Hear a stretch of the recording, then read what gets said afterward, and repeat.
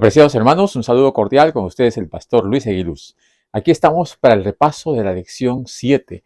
Esta semana se titula El pan y el agua de vida y tiene que ver con la provisión que Dios hace para el pueblo de Israel.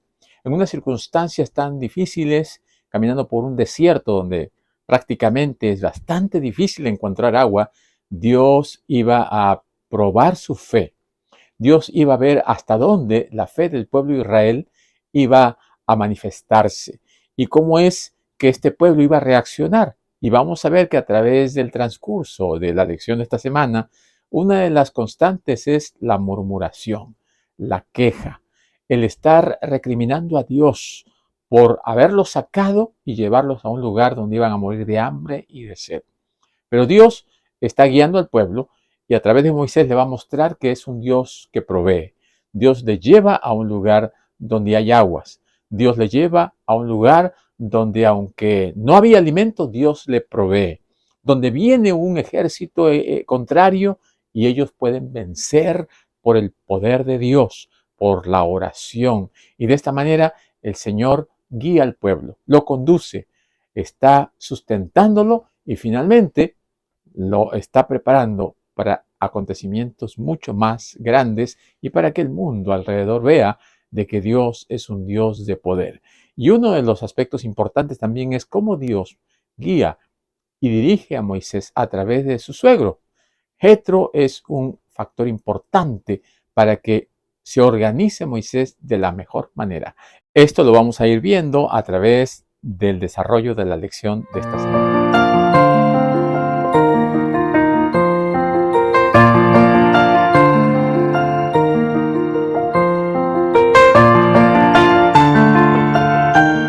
Mis queridos hermanos y amigos, queremos una vez más darle gracias a Dios y a ustedes también por sus oraciones, porque el Señor es un Dios maravilloso. Él se está manifestando, está respondiendo a las oraciones. Nuestro proceso de sanidad está encaminándose de una manera que podemos ver resultados maravillosos. Y estamos seguros también de que todo sea y será para la honra y gloria de Dios. Y queremos animarles a aquellos que todavía no se han suscrito, apoyen este canal suscribiéndose y compartiendo el video para que otras personas también puedan recibir la bendición de la palabra de Dios y puedan conocer de el repaso de la lección. Que el Señor les bendiga y al final de la lección, del repaso de la lección, nuestro hermano Ezequiel Peña estará con el versículo cantado. Así que los que deseen escuchar a nuestro hermano Ezequiel al final de la lección. Muy bien, mis amigos y hermanos, la lección para esta semana, como hemos mencionado, se titula El pan y el agua de vida. La lección nos lleva al versículo de memoria en Éxodo 16, 28 al 30. Y dice, y el Señor dijo a Moisés, ¿hasta cuándo se negarán a guardar mis mandamientos y mis leyes? Miren que el Señor les dio el sábado. Por eso, en el sexto día les da pan para 2 días. Quédense pues cada uno en su estancia y nadie salga de su lugar en el séptimo día. Así el pueblo reposó el séptimo día. Qué interesante este versículo nos presenta en una forma bastante clara que el Señor está mencionándoles que están transgrediendo esos mandamientos que el Señor le había dado. Recuerden que aquí estamos en Éxodo 16 y uno puede decir, pero ¿qué mandamientos? Si los mandamientos de recién se dan en Éxodo 20, pero ya el Señor había dado sus mandamientos de forma oral. Así que el sábado que viene desde la creación ya lo conocían. 400 años de esclavitud en Egipto había hecho que se olvidaran, que lo transgredieran. Y al salir de Egipto, ahora el Señor tiene que reeducarlos, tienen que reaprender. Y es una forma de que ellos puedan estar en armonía con los principios y los mandamientos de Dios a través de una disciplina, ¿no? A través del maná.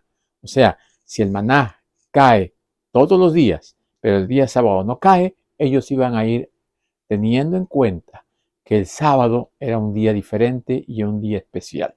Ahora, en el desierto era un lugar donde tenían que aprender, ¿no? ¿Qué tenían que aprender? Disciplina. El desierto nos enseña a ser disciplinados, a organizarnos. Allí no es como en una ciudad. Allí tienen que a maximizar los recursos, tienen que aprovechar bien lo poco que tienen. También aprende uno allí en ese desierto dominio propio. Tienen que aprender a controlarse, ¿no? Si tienen poca agua, tienen que aprender a dosificarla. También la abnegación. Dios quiere enseñarles abnegación, generosidad, confianza en el Señor y lo más importante de todo, obediencia. Estas cosas son las que durante estos 40 años en el desierto el pueblo de Israel tiene que aprender. Muchos de ellos no estuvieron en armonía con estos puntos y fueron quedando en el camino.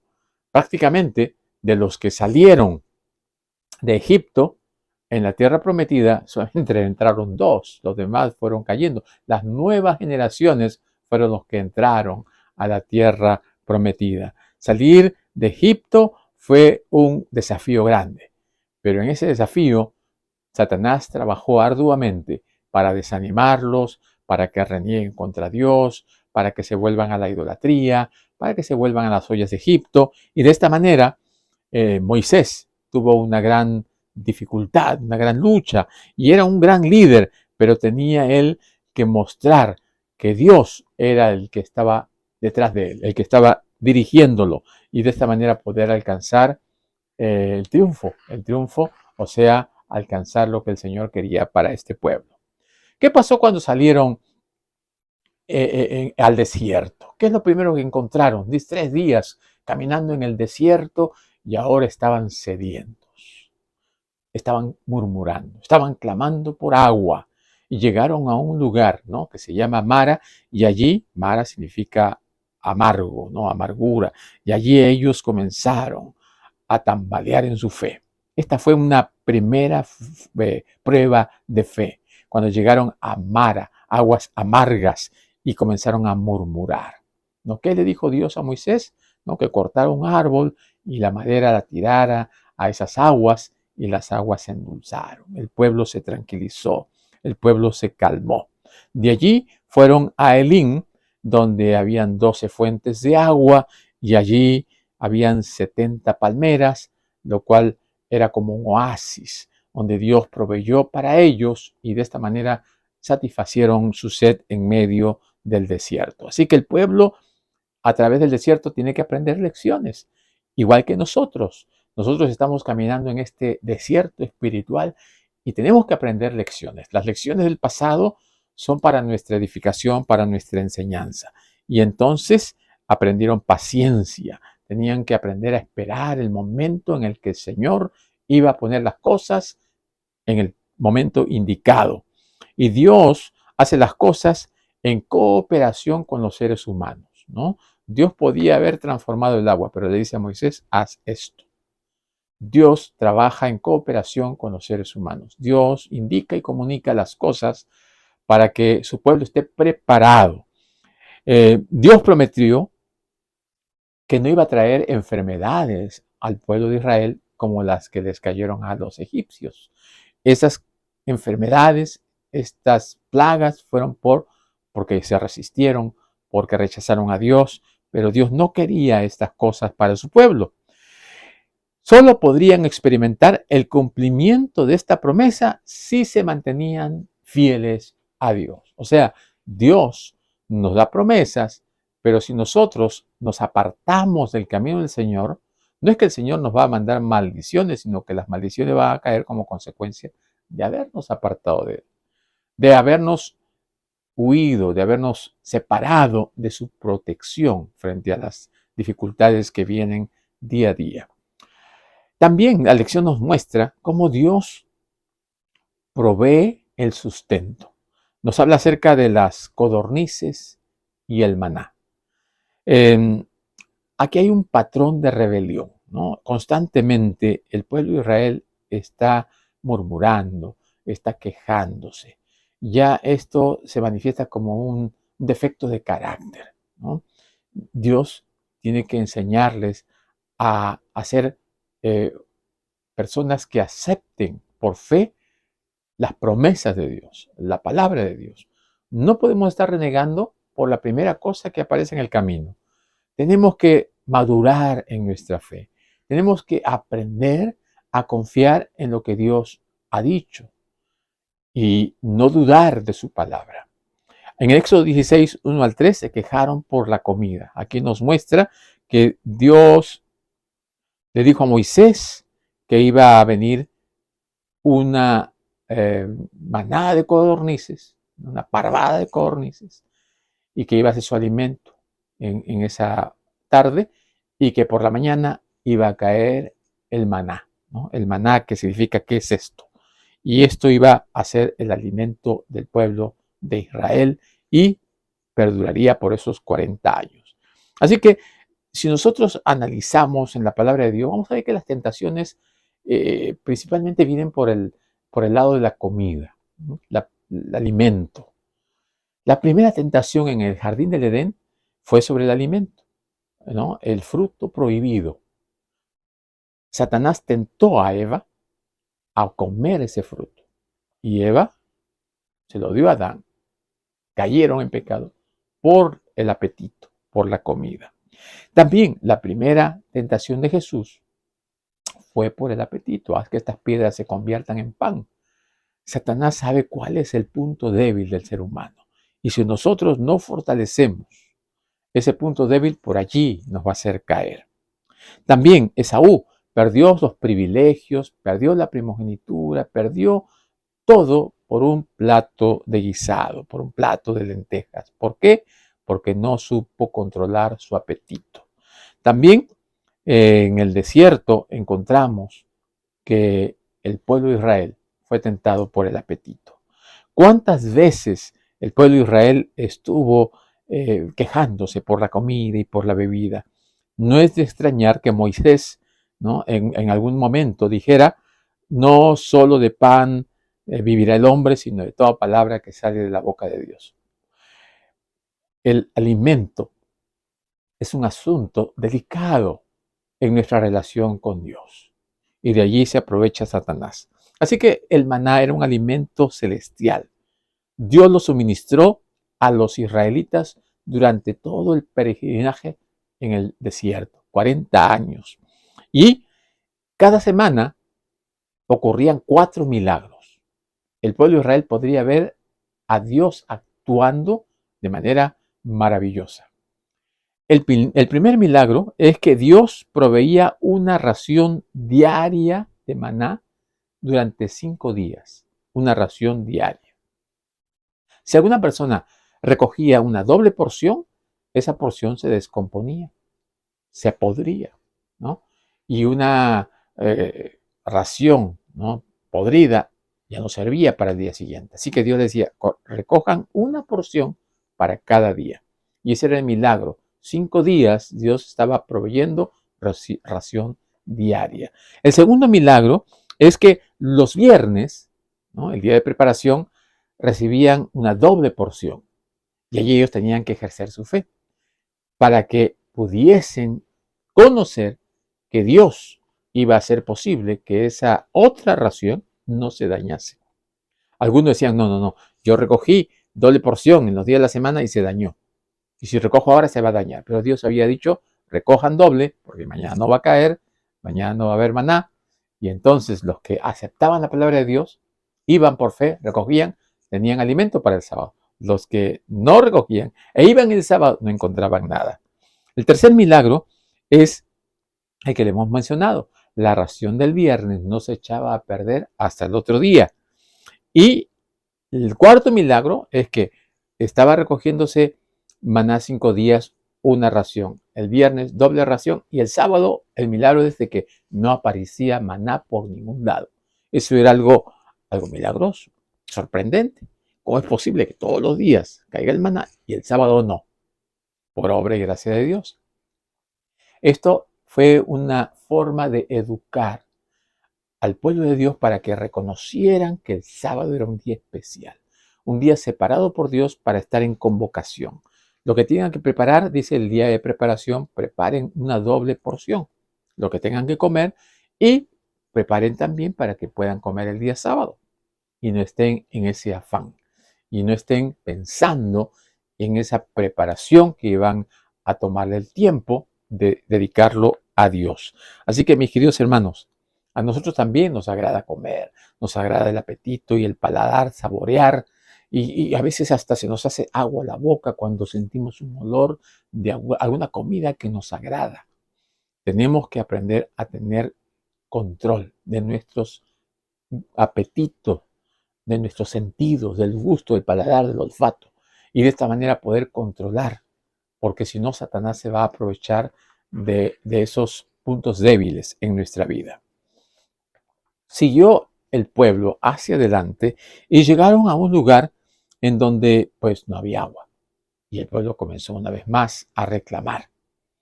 ¿Qué le dijo Dios a Moisés? Que vaya a esa peña y que golpee la roca, ¿no? El pueblo tenía que aprender a confiar en que Dios, si los había sacado de Egipto para llevarlos a la tierra prometida, en ese trayecto Él los iba a acompañar, los iba a proteger, los iba a guiar y también los iba a sustentar. Dios no los va a sacar para dejarlos abandonados. Pero es lo que pasa muchas veces con el ser humano. Nosotros comenzamos a desconfiar de la provisión de Dios, de la protección de Dios, de lo que el Señor puede hacer. Ya habían visto ellos los milagros maravillosos, habían visto las plagas y cómo a ellos no les cayó. Habían visto la muerte de los primogénitos de ellos, no de sus hijos, sino de los que no aceptaron poner la sangre en el dintel. Habían visto cómo se abrió el mar. Habían visto el ejército de los egipcios morir en el Mar Rojo. Tantas cosas que habían visto y ahora estaban desconfiando, estaban dudando. Así que Moisés llamó a ese lugar Masa, que significa prueba, y Meriba, que significa rencilla. El Señor allí dio agua a este pueblo a pesar de su incredulidad.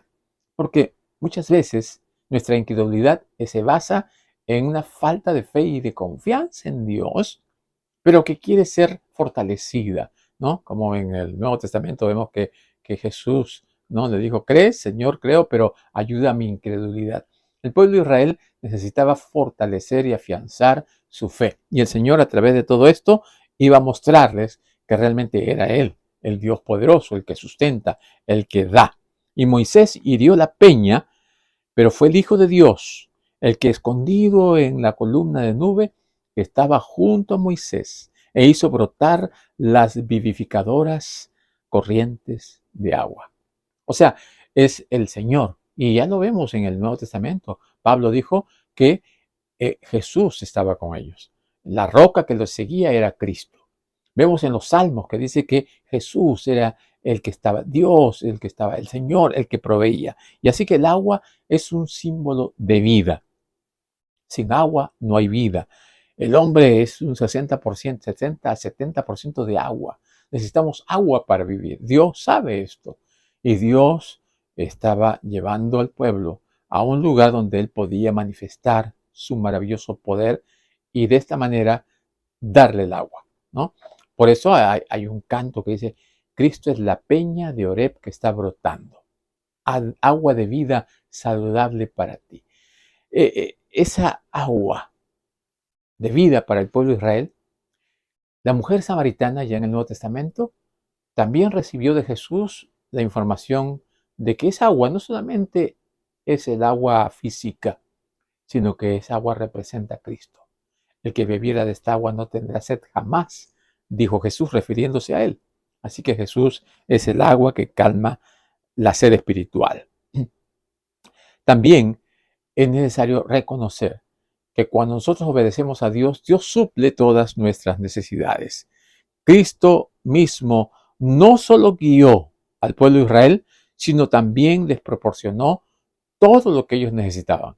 El agua en su momento, el alimento más adelante, el sustento, la protección, los ángeles que estaban para protegerlos y cuidarlos, y de esta manera nos asegura a nosotros que también estaremos sustentados, protegidos. Dios es el que provee, Dios es el que nos da esa agua física, pero también espiritual, ese alimento físico, pero también espiritual.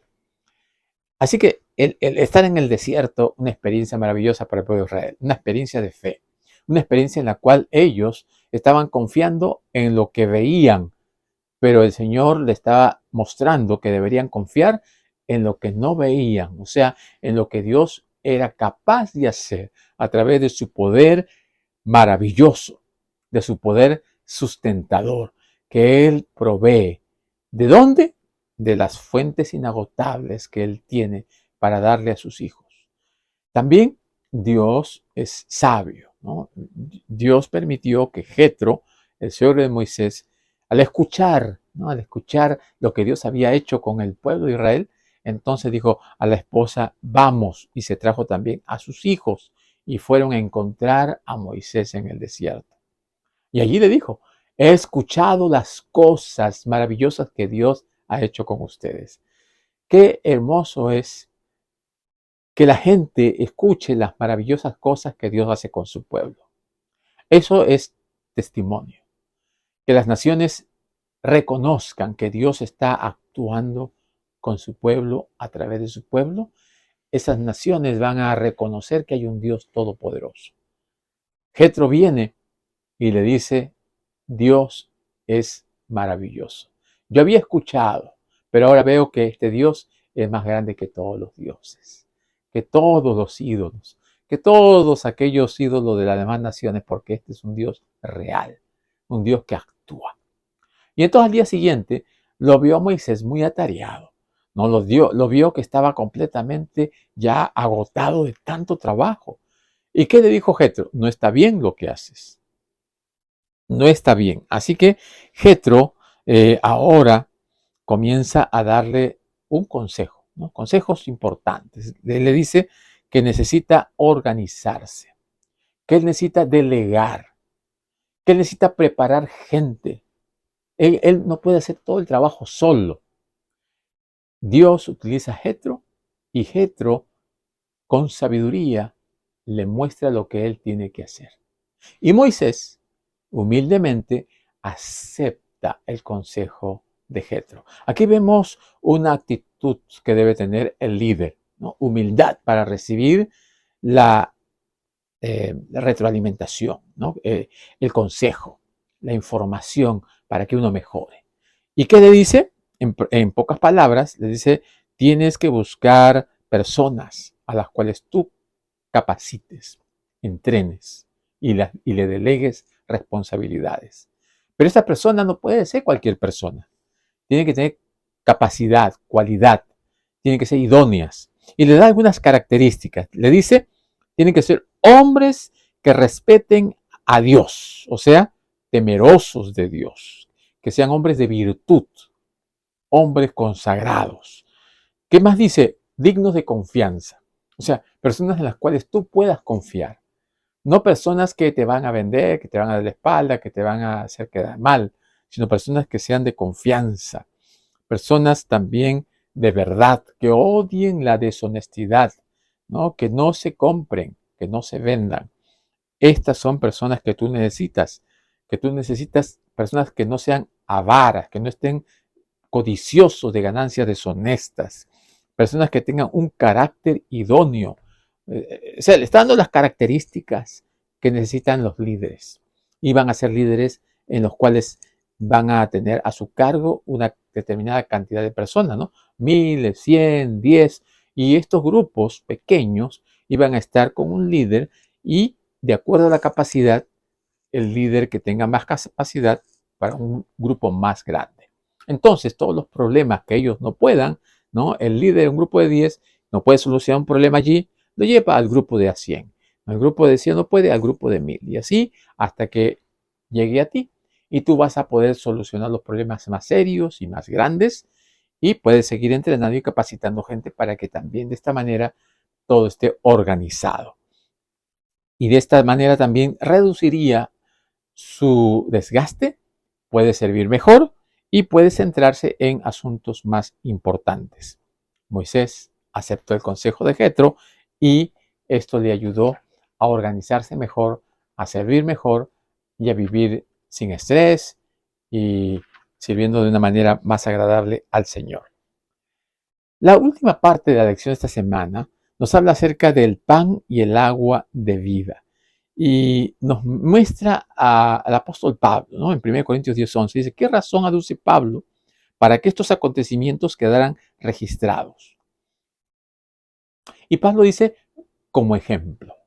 Ejemplo para amonestarnos a nosotros, a quienes ha alcanzado los fines de los siglos. Así que lo que pasó con el pueblo de Israel también sirve de ejemplo para nosotros, para que nosotros podamos aprender de lo que pasó en el pueblo de Israel, para que podamos reconocer que hay un Dios todopoderoso, el mismo Dios de Israel es nuestro Dios, para que podamos ver que el Señor actúa siempre pensando en sus hijos, no los deja abandonados, y entonces este ejemplo y advertencia que tenemos aquí es para nuestra instrucción, para que podamos vivir atentos en estos tiempos finales.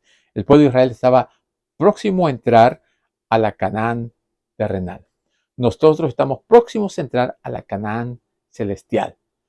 Y se va a repetir casi lo mismo, casi de manera idéntica. Hay murmuración, como hoy en día hay murmuración. Tenemos que organizarnos en grupos pequeños, como en esta época también. Tenemos que aprender a depender y confiar en la provisión de Dios. Hoy en día también, aunque ahora parezca que no, ¿verdad?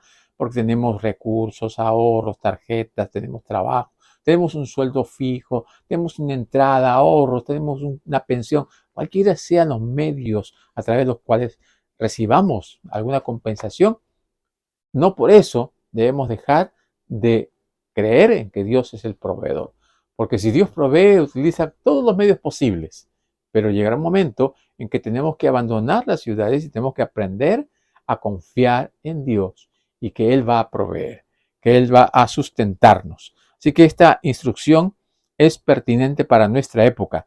Dios da a su pueblo el Espíritu Santo para fortalecer a los creyentes con poder, con amor, con dominio propio, a fin de que puedan tomar decisiones sabias, correctas, seguir sus enseñanzas y ser un ejemplo para los demás, ser un ejemplo para los que vienen detrás de nosotros. Recordemos, todo apuntaba a Jesús.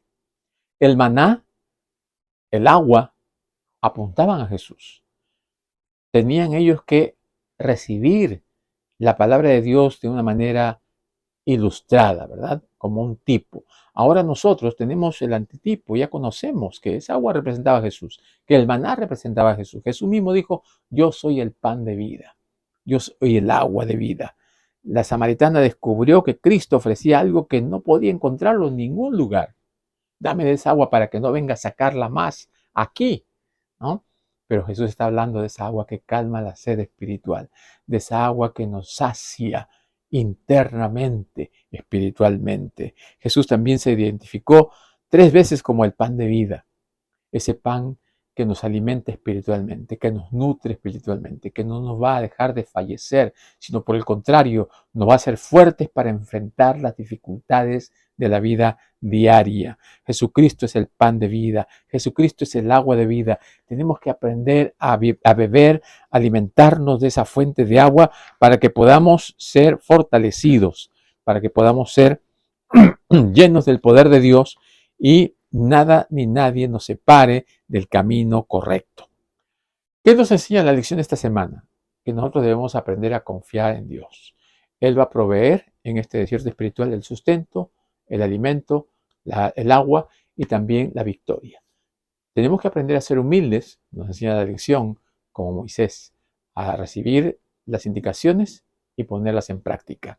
Y tenemos también que reconocer que el Señor está al frente de todo y que las promesas de Dios son reales. Mis queridos amigos y hermanos, que estas lecciones puedan ayudarnos, que podamos prepararnos en el camino hacia la Canaán celestial y que cada día podamos decir gracias Señor por tus bendiciones y estamos preparándonos para estar un día contigo. Que el Señor les bendiga. Nos vemos la próxima semana. El Señor dijo a Moisés, ¿hasta cuándo se negarán a guardar mis mandamientos y mis leyes? Miren que el Señor les dio el sábado, por eso en el sexto día les da pan para 2 días. Quédese pues cada uno en su estancia, y nadie salga de su lugar en el séptimo día. Así el pueblo reposó el séptimo día. Así el pueblo reposó el séptimo día. Así el pueblo reposó el séptimo día.